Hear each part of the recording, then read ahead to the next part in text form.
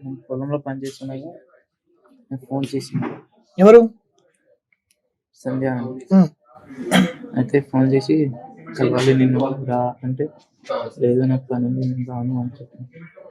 అయినా వినకుండా రా నేను నర్సాపూర్ వస్తున్నా, కలువు, నేను మధ్యాహ్నం నుంచి పర్మిషన్ తీసుకొని వస్తున్నా అని చెప్పి. సరే అయితే అలాగే నేను వస్తాను, గిఫ్ట్ ఫోటో ఫ్రేమ్ కూడా ఇస్తా అని చెప్పి. సంధ్య నీకు ఏమవుతుంది? ప్రేమించుకున్నారా ఇద్దరు? అవును, ఓకే. 4 years అయింది. ఉమ్,